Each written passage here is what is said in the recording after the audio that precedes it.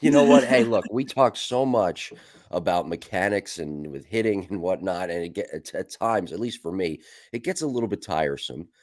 I'll Mhm. admit that. But talking today about intangibles and developing those players' intangibles, it's really a hard thing to do because when you coach a play, I mean, coaching is to me, I don't know, you know, obviously know better, but coaching to me is a 50-50 proposition.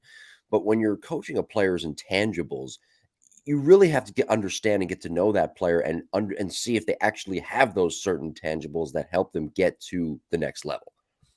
Yeah, and I think too, just even defining it and to basically say, something that's tangible is something that you can measure, right? So we can Yeah. measure our batting average, we can measure our exit velocity, we can measure the number of swings we take, and an intangible is something you can't. And when we got, the reason why this has been such a key word or a hot topic for me in my coaching career is really because of how I got coached in college. And I'll bring it up a ton, but at Alabama, I learned so much. And that was the one thing at the very beginning of the season, the coaches would look at us and say, okay, what intangible are you bringing to the table? What's it going to be this year?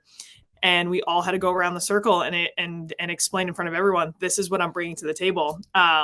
And it was cool because if it's an intangible, it's something you can control. It's something that you can't control how many hits you get, but this was something you had supreme control over, and it was very, very empowering, and certainly something I hope a lot of high school, middle school, younger athletes, coaches who are coaching those athletes really start to understand. Yeah, we had Coach Patrick Murphy on this show as a guest co-host filling in for you. Coincidentally, he was in a hotel waiting to go over to your wedding, and he talked about the story when he hugged you and hugged players like you who he was trying to recruit. And he said one of the key differences there, if I'm hugging a player, I want them at my school. I want them as one of my top recruits to play for me in the coming years. And and Pat said this on the podcast, so go back and listen in the archives.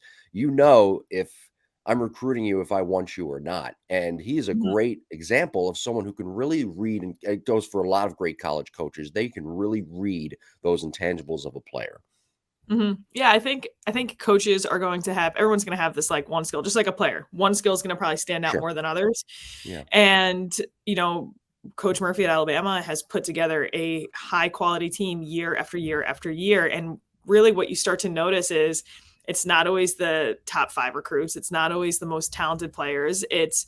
He's getting these players to play extremely well together. And I think his biggest thing is he's a phenomenal recruiter because he is able to get to know a young athlete, get to know the parent, and really start to see, okay, they might be the stud shortstop, but they don't have the intangibles to play with this team, or they might lack a little bit on the physical talent, but they possess enough intangibles, enough effort, enough attitude, whatever that may be, that he's looking at in order to contribute to the team in a positive way. And that's really how all of a sudden you start to see these Alabama teams that are less talented start to beat teams that have way more talent, have way more 5-star athletes, or however they rank them in softball now.